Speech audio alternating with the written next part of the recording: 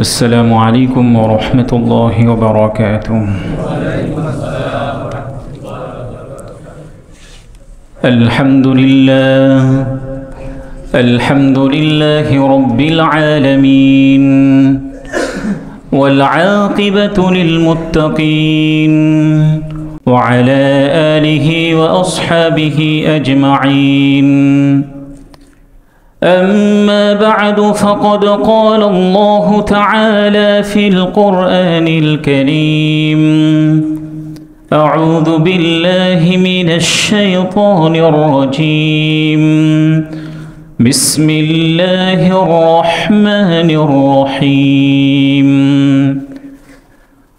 لا يكلف الله نفسا إلا وسعها، لها ما كسبت وعليها ما اكتسبت، ربنا لا تؤاخذنا إن نسينا أو أخطأنا، ربنا ولا تحمل علينا إصرا كما حملته على الذين من قبلنا، ربنا ولا تحملنا ما لا طاقة لنا به، واعف عنا واغفر لنا وارحمنا، أنت مولانا فانصرنا على القوم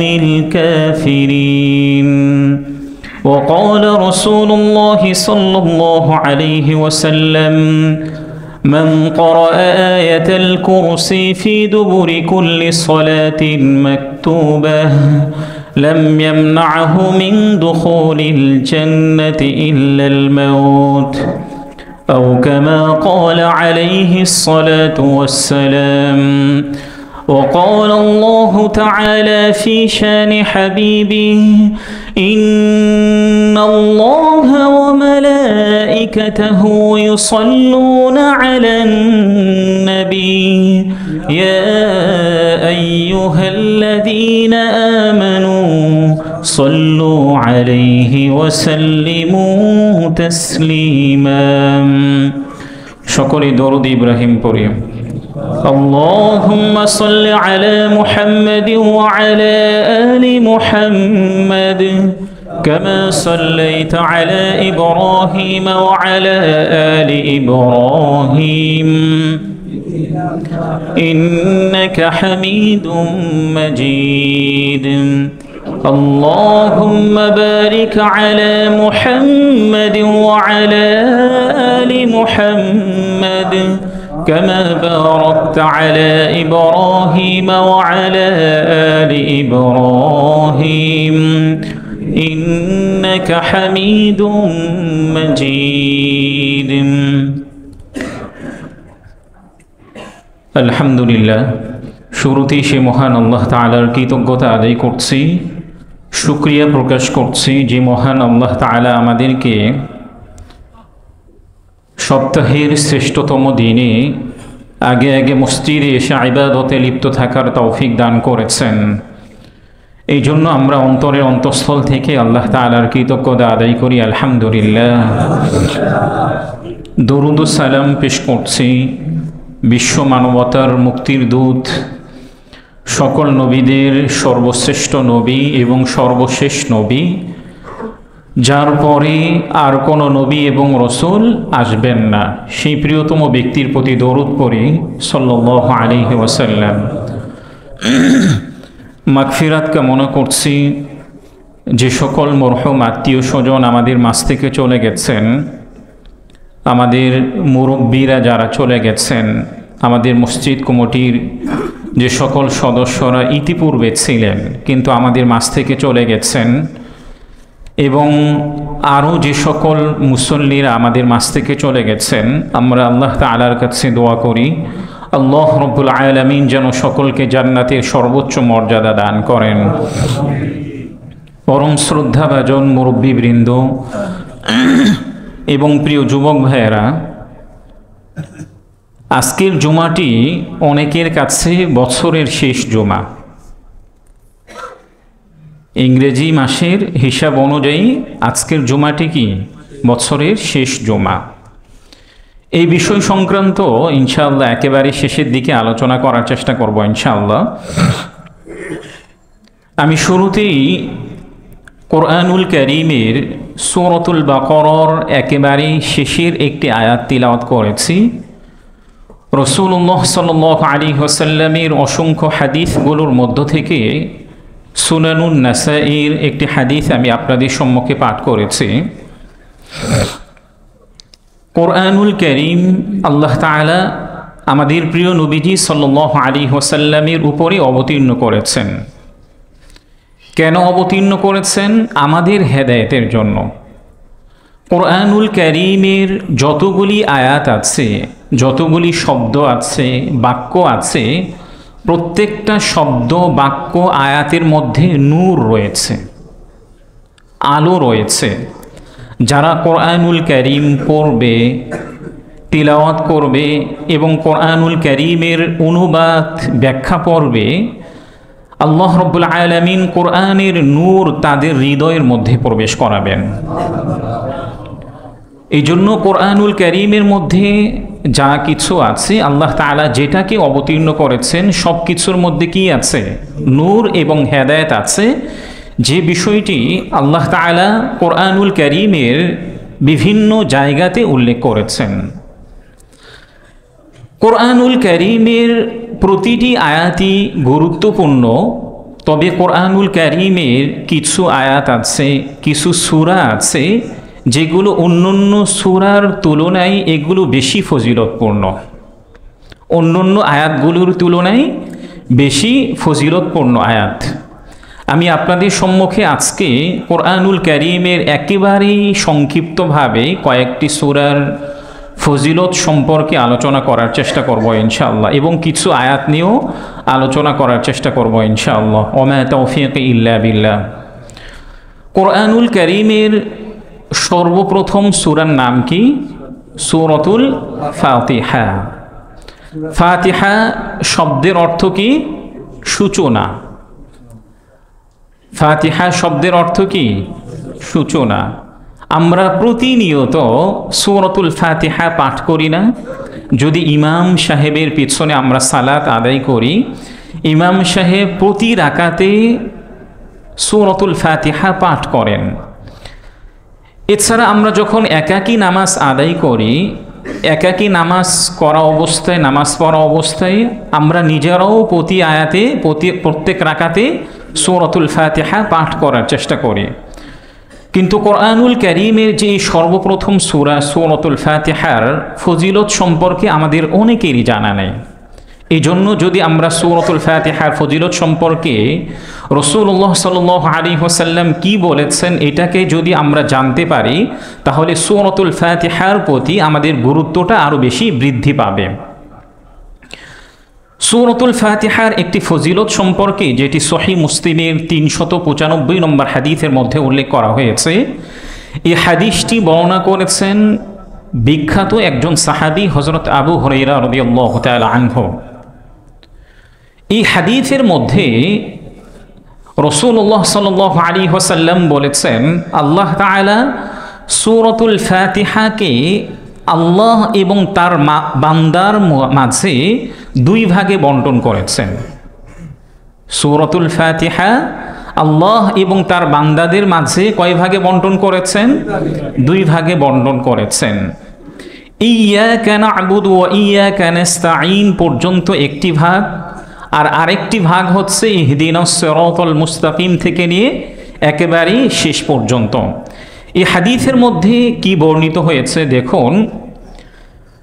عن أبي هريرة رضي الله تعالى عنه قال سمعت رسول الله صلى الله عليه وسلم قال الله تعالى قسمت الصلاة بيني وبين عبدي نصفين ولعبدي ما سأل فإذا قال العبد الحمد لله رب العالمين قال الله تعالى تبارك وتعالى حمدني عبدي হযরত আবু হুরায়রা রাদিয়াল্লাহু তাআলা আনহু থেকে বর্ণিত, রাসূলুল্লাহ সাল্লাল্লাহু আলাইহি ওয়াসাল্লাম বলেছেন, আল্লাহ রাব্বুল আলামিন বলেছেন, অর্থাৎ এটি হাদিসে কুদসি, রাসূলুল্লাহ সাল্লাল্লাহু আলাইহি ওয়াসাল্লাম নিজের ভাষায় তিনি ব্যক্ত করেছেন, কিন্তু শব্দগুলো এসেছে আল্লাহ তাআলার পক্ষ থেকে।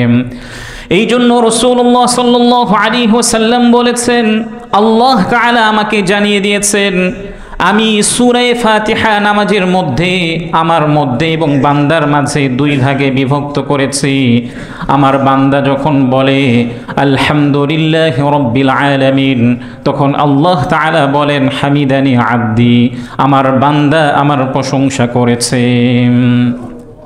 আলহামদুলিল্লাহি রাব্বিল আলামিন এর অর্থ কি? সমস্ত প্রশংসা আল্লাহ তাআলার জন্য, যিনি গোটা বিশ্বের প্রতিপালক। তখন আল্লাহ তাআলা বলেন যে বান্দা আমার প্রশংসা করেছে। ওয়াইদা ক্বালাল আবদু আর রহমানির রহিম ক্বালাল্লাহু তাআলা আসনা আলাইয়া আবদি, এরপরে বান্দা যখন বলে আর রহমানির রহিম, তখন আল্লাহ তাআলা বলেন বান্দা আমার বরত্ব ঘোষণা করেছে। ফাইদা ক্বালাল আবদু মালিকি ইয়াউমিদ্দিন ক্বালাল্লাহু সুবহানাহু ওয়া তাআলা মাজ্জাদানি আবদি, এরপরে একজন বান্দা যখন নামাজের মধ্যে মালিকি ইয়াউমিদ্দিন বলে, তখন আল্লাহ তাআলা বলেন আমার বান্দা আমার গুনাহগুণ বর্ণনা করেছে। فإذا قال العبد إياك نعبد وإياك نستعين قال الله سبحانه وتعالى هذا بيني وبين عبدي ولعبدي ما سأل, এই আয়াতটি আমার এবং আমার বান্দার মধ্যে ভাগ করে দেওয়া হয়েছে, আর আমার বান্দা আমার কাছে যা চাই তাই তাকে দিয়ে দেওয়া হয়। ইয়াকা না'বুদু ওয়া ইয়াকা নাস্তাঈন এর অর্থ কি? হে আল্লাহ, আমি একমাত্র আপনারই ইবাদত করি এবং আপনার কাছেই সাহায্য কামনা করি।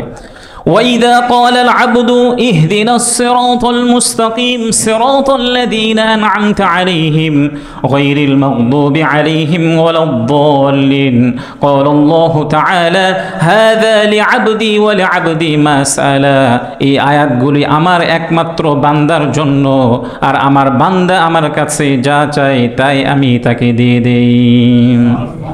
তাহলে সহিহ মুসলিমের 395 নম্বর হাদিসের মধ্যে উল্লেখ করা হয়েছে সূরাতুল ফাতিহা নামাজের মধ্যে আল্লাহ তাআলা এই সূরাটাকে দুই ভাগে বিভক্ত করেছেন, এক ভাগ বান্দাদের জন্য আর আরেক ভাগ কার জন্য? আল্লাহ তাআলার জন্য। সূরাতুল ফাতিহার ফজিলত প্রসঙ্গে সহিহ বুখারীর 4474 নম্বর হাদিসের মধ্যে উল্লেখ করা হয়েছে। এই হাদিসটি বর্ণনা করেছেন রসুলের অন্যতম আরেকজন সাহাবী হযরত আবু সাঈদ আল মুআল্লা। তিনি নিজে বর্ণনা করেছেন, আমি একবার মসজিদের মধ্যে সালাত আদায় করছিলাম, রাসূলুল্লাহ সাল্লাল্লাহু আলাইহি ওয়াসাল্লাম আমাকে ডাকলেন, কিন্তু রসুলের কোনো ডাকে আমি সাড়া দেইনি। সালাত শেষ করার পরে রসুলের ডাকে যখন আমি সাড়া দিলাম, তখন রসুল বললেন যে কি ব্যাপার, তুমি আমার ডাকে কেন সাড়া দাওনি?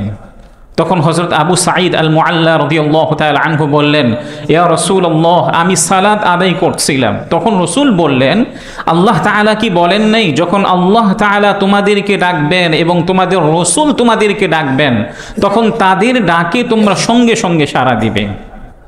তখন ওই সাহাবী বললেন, অবশ্যই ইয়া রাসূলুল্লাহ। তখন রসুল তাকে বললেন, আমি তোমাকে এমন একটি সূরা শিক্ষা দেব, আজকে তোমার মসজিদ থেকে বের হওয়ার পূর্বেই আমি তোমাকে এমন একটি উত্তম সূরা শিক্ষা দেব, যে সূরাটি আল্লাহ তাআলা আমাকে শিখিয়েছেন এবং কোরআনুল কারীমের মধ্যে আছে। কিছুক্ষণ পর ওই সাহাবী মসজিদ থেকে বের হতে চাইলেন, কিন্তু রসুল তাকে ওই সূরাটি শিখালেন না। তখন ওই সাহাবী নিজেই রসুলকে মনে করিয়ে দিলেন, ইয়া রাসূলুল্লাহ, আপনি আমাকে একটি সূরা শিখাতে চেয়েছিলেন, আপনি আমাকে সেই সূরাটি শিখিয়ে দিন। তখন রাসূলুল্লাহ সাল্লাল্লাহু আলাইহি ওয়াসাল্লাম বললেন, লাউ আল্লিমান্নাকা সূরাতান হিয়া আ'যামুস সুওয়ারি ফিল কুরআন রাসূলুল্লাহ সাল্লাল্লাহু আলাইহি ওয়াসাল্লাম ওই সাহাবীকে বললেন, অবশ্যই আমি তোমাকে কোরআনুল কারীমের মধ্যে সর্বোত্তম একটি সূরা শিক্ষা দিব। ক্বাবলা আন তাখরুজা মিনাল মসজিদ, তুমি মসজিদ থেকে বের হওয়ার পূর্বেই আমি তোমাকে কোরআনুল কারীমের একটি সর্বোত্তম সূরা শিক্ষা দিব। এরপর ওই সাহাবী যখন মসজিদ থেকে বের হতে চাইলেন, এমত অবস্থায় রাসূল তাকে ওই সূরাটি শিক্ষা দিলেন না। ওই সাহাবী নিজেই মনে করিয়ে দিলেন। তখন রাসূলুল্লাহ সাল্লাল্লাহু আলাইহি ওয়াসাল্লাম সূরাতুল ফাতিহা পাঠ করতে লাগলেন।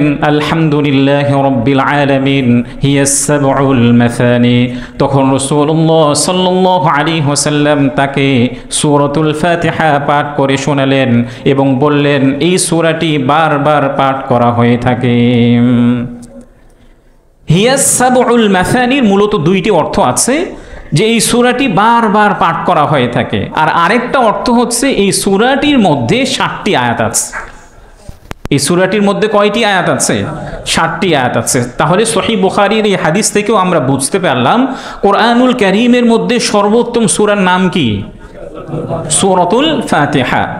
সুনানুত তিরমিজির 2875 নম্বর হাদিসের মধ্যে উল্লেখ করা হয়েছে, রাসূল বলেছেন, আমাকে আল্লাহ তাআলা এমন একটি সূরা শিখিয়েছেন, তাওরাতের মধ্যে, জাবুরের মধ্যে এবং ইনজিলের মধ্যে এবং কোরআনুল কারীমের মধ্যে এত মর্যাদাপূর্ণ সূরা অবতীর্ণ হয়নি। তাওরাতের মধ্যে, জবুরের মধ্যে, ইনজিলের মধ্যে, স্বয়ং কোরআনের মধ্যেও এত মর্যাদাপূর্ণ সূরা অবতীর্ণ হয় নাই। তখন রাসূলুল্লাহ সাল্লাল্লাহু আলাইহি ওয়াসাল্লাম সূরাতুল ফাতিহাটি পাঠ করলেন, যেটি রাসূলুল্লাহ সাল্লাল্লাহু আলাইহি ওয়াসাল্লাম এভাবে বলেছেন, ওয়াল্লাযী নাফসি বিয়াদিহি মা উনজিলাত ফিত তাওরাতি ওয়ালা ফিজ জাবুরি ওয়ালা ফিল ইনজিল ওয়ালা ফিল ফুরকানি মিসলুহা।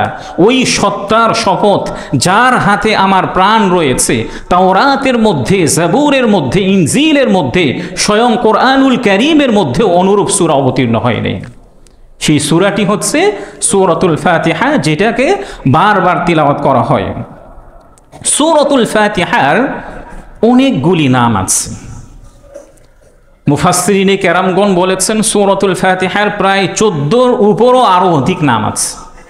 আজকে আমি যেহেতু সূরাতুল ফাতিহার তাফসীর করছি না, বরং আজকে আমি কিছু সূরার ফজিলত এবং কিছু আয়াতের ফজিলত সংক্রান্ত আলোচনা করব, যার কারণে কয়টি নাম আছে এইদিকে যাওয়ার আর সময় নেই। তবে সূরাতুল ফাতিহার একটি নাম হচ্ছে সূরাতুশ শাফিআ, এর অর্থ হচ্ছে আরোগ্য দানকারী। সূরাতুল ফাতিহার একটি অপর নাম কি? শিফা, সূরাতুশ শিফা। এই বিষয় সংক্রান্ত একটি হাদিসের মধ্যে উল্লেখ করা হয়েছে, হযরত আবু সাঈদ আল খুদরি রাদিয়াল্লাহু তাআলা আনহু তিনি নিজে বর্ণনা করেছেন, তারা একটি গোত্রের পাশ দিয়ে যাচ্ছিলেন। গোত্রের পাশ দিয়ে যাওয়ার সময় রাত্র হয়েছে। রাত্র হওয়ার কারণে তারা ওই গোত্রের প্রধানের কাছে তারা গিয়েছেন এবং গোত্রের মধ্যে এই রাতকে আশ্রয় দেওয়ার জন্য তাদেরকে বলেছেন, কিন্তু গোত্রের প্রধান তাদেরকে কোনো আশ্রয় দেয়নি এবং তাদেরকে কোনো ধরনের কোনো সাহায্য করেনি, তাদেরকে খাবারও দেয়নি, তারা ক্ষুধার্ত ছিলেন। সাহাবায়ে কেরাম রাদিয়াল্লাহু তাআলা আনহুম তারা গোত্র থেকে অতিক্রম করার পরে একটা জায়গায় আশ্রয় নিয়েছেন। রাত্র অতিক্রম করার পরে ওই গোত্র থেকে কয়েকজন ব্যক্তি এই সাহাবাদের কাছে এসেছেন। তারা এসে বললেন যে আমাদের গোত্র প্রধান যিনি আছেন তাকে সাপে কামড় দিয়েছে। কে কামড় দিয়েছে? সাপে কামড় দিয়েছে। আপনাদের কি এই বিষয়ে কোনো কিছু জানা আছে যে সাপে কামড় দিলে কি করতে হয়, বা এই বিষয়ে কোনো কিছু আপনারা জানেন কি না? তখন হযরত আবু সাঈদ আল খুদরি রাদিয়াল্লাহু তাআলা আনহু বললেন যে আমাদের জানা আছে, কিন্তু আমরা তোমাদের গোত্র প্রধানকে সুস্থ করার জন্য যাব না। যদিও সুস্থতা দেওয়ার একমাত্র মালিক কে? আল্লাহ তাআলা, কিন্তু এটাকে আমরা কোনো কিছু ভাবেই দূর করতে যেতে চাচ্ছি না, তবে একটা শর্তে। সেটা হলো, তোমরা যেহেতু আমাদেরকে রাত্রে কোনো ধরনের কোনো আশ্রয় দেওয়া নেই, আমাদেরকে কোনো ধরনের কোনো সাহায্য করো নেই, আমাদেরকে কোনো খাবারও দেওয়া নেই, আমরা তোমাদের গোত্র প্রধানের কাছে এই শর্তে যাব যে তোমরা আমাদেরকে এক পাল ছাগল দিবে কিংবা ভেড়া দিবে। কয় পাল? এক পাল। তো এই হাদিসের বর্ণনা করতে গিয়ে মুহাদ্দিসিনে কেরামগণ বলেছেন, এক পাল ছাগল কিংবা ভেড়া এটা প্রায় 100-র উপরে। কয়শোর উপরে? 100-র উপরে। তারা এই শর্তে রাজি হয়ে গিয়েছে। সাহাবাই কারাম রাদিয়াল্লাহু তাআলা আনহুম ওই গোত্র প্রধানের কাছে গিয়ে সূরাতুল ফাতিহা পাঠ করে তাকে ফু দিয়েছেন। সুবহানাল্লাহ বলেন। অথবা আরেকটা বর্ণনা এসেছে সূরাতুল ফাতিহা পাঠ করে যে জায়গায় সাপে কামড় দিয়েছে ওই জায়গায় থুতু দিয়ে এটাকে মিক্স করেছেন। কিছুক্ষণ পর ওই গোত্র প্রধান পরিপূর্ণভাবে সুস্থ হয়ে গিয়েছেন। শর্ত অনুযায়ী তাদেরকে এক পাল ছাগল কিংবা ভেড়া দেওয়া হয়েছে। এখন সাহাবাই কারাম রাদিয়াল্লাহু তাআলা আনহুম কনফিউজের মধ্যে পড়ে গেছেন। আরে এভাবে যে আমরা ঝাড়ফুঁক করে এক পাল ছাগল কিংবা ভেড়া নিলাম, এটা আমাদের জন্য জায়েজ হবে কি না? রাসূলুল্লাহ সাল্লাল্লাহু আলাইহি ওয়াসাল্লামের সাহাবীরা মদিনাতে গেছেন। মদিনাতে যাওয়ার পরে রাসূলুল্লাহ সাল্লাল্লাহু আলাইহি ওয়াসাল্লামের কাছে বিষয়টি বর্ণনা করলেন। রাসূল বললেন যে সূরাতুল ফাতিহা যে একটা শিফার সূরা, আরোগ্য দানকারী সূরা, এটা তো আমি তোমাদেরকে শিক্ষা দেই নাই, তোমরা কিভাবে জানলে? তখন সাহাবাই কারাম রাদিয়াল্লাহু তাআলা আনহুম বললেন, ইয়া রাসূলুল্লাহ, আমরা বিভিন্নভাবে জানতে পেরেছি। সাহাবাই কেরাম রাদিয়াল্লাহু তাআলা আনহুম বললেন, ইয়া রাসূলুল্লাহ, এই এক পাল ছাগল কিংবা ভেড়া আমাদের জন্য বৈধ হবে কিনা? রাসূলুল্লাহ সাল্লাল্লাহু আলাইহি ওয়াসাল্লাম তাদেরকে বললেন যে দেখো, শুধু তোমাদের জন্যই বৈধ হবে না, এর একটা অংশ আমার জন্য রেখে দাও। সুবহানাল্লাহ বলবেন না? বৈধ করার জন্য রাসূলুল্লাহ সাল্লাল্লাহু আলাইহি ওয়াসাল্লাম তাদেরকে কি বললেন? এর একটা অংশ আমার জন্য রেখে দাও। এই হাদিস থেকে মুহাদ্দিসিনে কেরামগণ বলেছেন, যারা ঝাড়ফুঁক করে তারা যদি কন্টাক্ট করেও দুনিয়াবি ক্ষেত্রে ঝাড়ফুঁক করে, এটা তাদের জন্য বৈধ। কন্টাক্ট করে যদি দুনিয়াবি ক্ষেত্রে ঝাড়ফুঁক করে তাহলে কি এটা তাদের জন্য বৈধ। কিন্তু দুঃখের বিষয়, এই হাদিসটা আমরা যতই জানি, আমাদের কাছে যখন ঝাড়ফুঁক করতে নিয়ে আসা হয় আমরা 1 টাকাও পাই না। হুজুররা 1 টাকাও পায় না। যাই হোক, সাহাবাই কেরাম রাদিয়াল্লাহু তাআলা আনহুম এটাকে কি করেছেন? বৈধ মনে করেছেন। এবং রাসূলুল্লাহ সাল্লাল্লাহু আলাইহি ওয়াসাল্লাম নিজেরও একটি ভাগ রাখার জন্য সাহাবাদেরকে উৎসাহিত করেছেন। সূরাতুল ফাতিহার পরে কোরআনুল কারীমের সবচেয়ে বড় একটি সূরার নাম হচ্ছে সূরাতুল বাকারা। কোরআনুল কারীমের সবচেয়ে বড় সূরার নাম কি? সূরাতুল বাকারা। এটি প্রায় 2.5 পারা, প্রায় কত পৃষ্ঠা? 50 পৃষ্ঠার মতো এই সূরাটি। এই সূরার ফজিলত সম্পর্কে সহিহ মুসলিমের 780 এবং সুনানু তিরমিজির 2877 নম্বর হাদিসের মধ্যে উল্লেখ করা হয়েছে। হাদিসটি বর্ণনা করেছেন হযরত আবু হুরায়রা রাদিয়াল্লাহু তাআলা আনহু। তিনি বলেন, আন আবি হুরায়রা রাদিয়াল্লাহু তাআলা আনহু قال قال رسول الله صلى الله عليه وسلم لا تجعلوا بيوتكم مقابر فإن الشيطان ينفر من البيت الذي تقرأ فيه سورة البقرة। হযরত আবু হুরায়রা রাদিয়াল্লাহু তাআলা আনহু থেকে বর্ণিত, রাসূলুল্লাহ সাল্লাল্লাহু আলাইহি ওয়াসাল্লাম বলেছেন, তোমরা তোমাদের ঘরকে কবর বানিও না, কবরস্থান বানিও না। তোমরা তোমাদের ঘরের মধ্যে সূরাতুল বাকারা পাঠ করো। রাসূল আরও বলেছেন, কোনো ব্যক্তি যদি ঘরের মধ্যে সূরাতুল বাকারা পাঠ করে ওই ঘর থেকে শয়তান পলায়ন করে। মুহাদ্দিসিনে কেরামগণ আরও বলেছেন যে ঘরের মধ্যে সূরাতুল বাকারা পাঠ করা হবে, এই ঘরের মধ্যে জিনেরও আগমন হবে না। সুবহানাল্লাহ বলবেন না? এই ঘরের মধ্যে জিনরাও কি করবে না? আসবে না। দুষ্ট জিন এবং দুষ্ট শয়তানরা এই ঘর থেকে পলায়ন করবে। ইতিপূর্বে আমাদের কাছে যাদের বাচ্চারা বিভিন্নভাবে জিনে আক্রান্ত, অনেক স্ত্রীরা স্বাভাবিকভাবে মেয়েদেরকে জিনেরা বেশি আক্রান্ত করে, আমরা বারবার বলি, ভাই সূরাতুল বাকারাটা আপনি ঘরের মধ্যে তেলাওয়াত করেন, কিন্তু আমাদের কথাগুলো কেউই শোনে না। এই কথাটি বলেছেন কে? রাসূলুল্লাহ সাল্লাল্লাহু আলাইহি ওয়াসাল্লাম। এটা আমাদের নিজেদের কথা নয়, স্বয়ং রাসূল বলেছেন যে ঘরের মধ্যে সূরাতুল বাকারা পাঠ করা হয় এই ঘরের মধ্যে দুষ্ট জিন এবং শয়তান আসবে না। এই জন্য যাদের ঘরের মধ্যে জিনের উৎপাত বেশি, কিংবা আপনার সন্তানরা, আপনার স্ত্রী জিনদের দ্বারা আক্রান্ত, তাদের অন্যতম উচিত শীঘ্রই এই সূরাটি আপনার ঘরে পাঠ করা।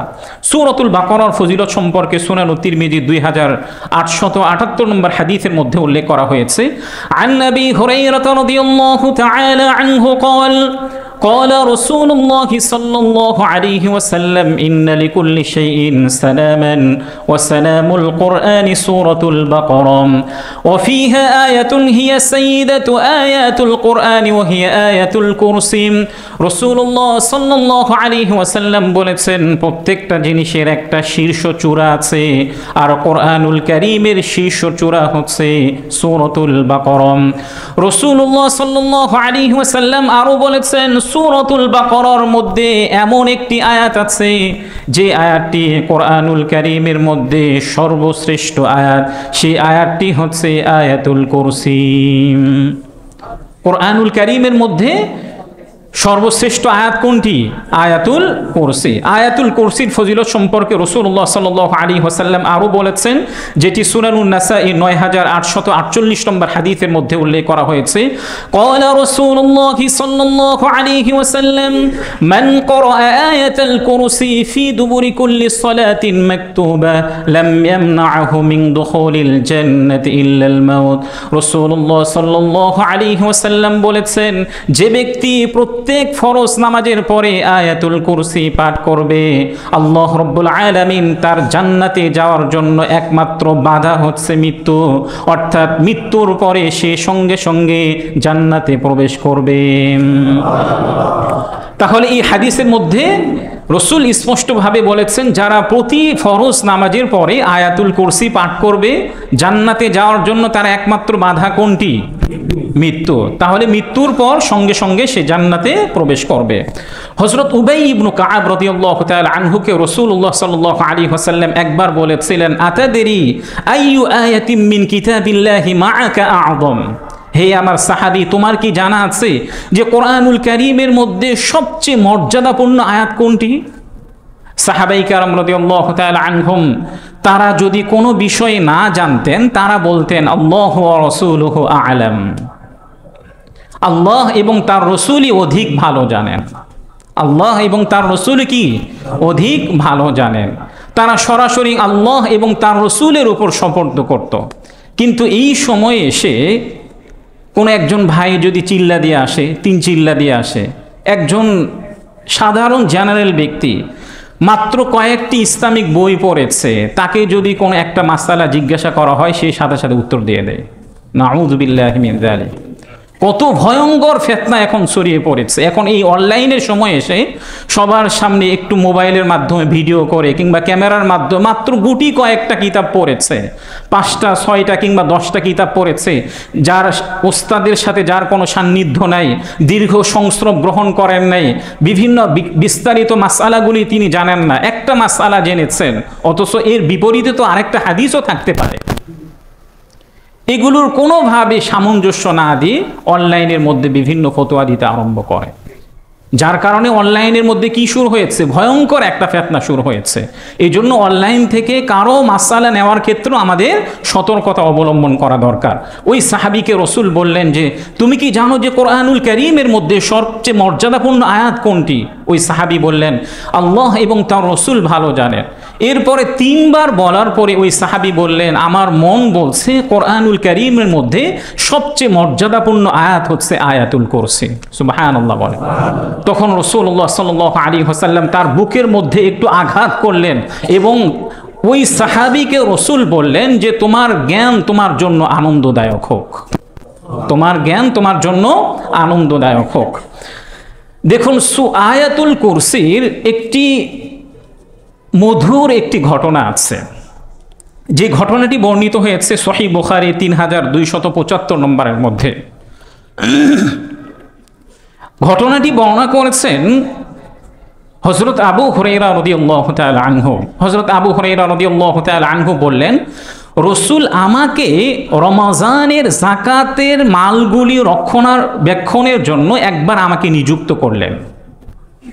রাত্রে ঘুমালাম, ঘুমে রাত্রের মধ্যে দেখলাম রসুল যে মালগুলি আমাকে সংরক্ষণের জন্য আমাকে দায়িত্ব দিয়েছিলেন, এই সম্পদগুলি একজন ব্যক্তি তার মুষ্টি ভরে এইগুলোকে নিয়ে যাওয়ার চেষ্টা করছে। হযরত আবু হুরায়রা রাদিয়াল্লাহু তাআলা আনহু তাকে ধরে ফেললেন। তাকে ধরার পরে ওই ব্যক্তিকে বললেন, আমি তোমাকে রসুলের কাছে নিয়ে যাব। ওই ব্যক্তি কাকুতি মিনতি করে বললেন, আমি অনেক অভাবী, অনেক দরিদ্র, অনেক গরিব, আমার পরিবার অসহায়, দয়া করে আমাকে ছেড়ে দিন। হযরত আবু হুরায়রা সকালে রসুলের কাছে গেলেন। ইতিমধ্যে আল্লাহ তাআলা রসুলকে জানিয়ে দিয়েছেন। রসুল তাকে বললেন, আবু হুরায়রা, রাত্রে তোমার কাছে কে এসেছিল? হযরত আবু হুরায়রা রাদিয়াল্লাহু তাআলা আনহু বললেন, ইয়া রাসূলুল্লাহ, একজন অভাবী আসছিল, আমি তাকে ছেড়ে দিয়েছি, কোনো মাল সে নিয়ে যেতে পারেনি। রসুল তাকে বললেন যে দেখো, সে কিন্তু মিথ্যাবাদী, আবারও আগামীকাল রাতে তোমার কাছে আসবে। হযরত আবু হুরায়রা রাদিয়াল্লাহু তাআলা আনহু রাত্রে আবারও দেখলেন ওই ব্যক্তি আবারও মালগুলোকে নিয়ে যাওয়ার জন্য চেষ্টা করছে।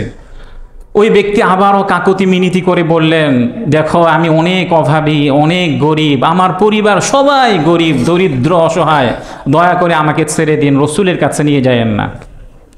হযরত আবু হুরায়রা রাদিয়াল্লাহু তাআলা আনহুর মনে আবারও দয়া আসলো, তিনি আবারও তাকে ছাড়িয়ে দিলেন। তৃতীয় দিন রসুল আবারও তাকে বললেন যে দেখো আবু হুরায়রা, সে কিন্তু তোমার কাছে মিথ্যা বলেছে, আবারও তোমার কাছে আসবে। তৃতীয় রাত্রে যখন ওই ব্যক্তি আবারও আবু হুরায়রার কাছে যে সম্পত্তিগুলি ছিল, এই সম্পত্তিগুলিকে নেওয়ার জন্য আসতে, আবু হুরায়রা আবারও তার হাতকে ধরিয়ে ফেলেছে। আবু হুরায়রা বললেন, এইবার অবশ্যই আমি তোমাকে রসুলের কাছে নিয়ে যাব।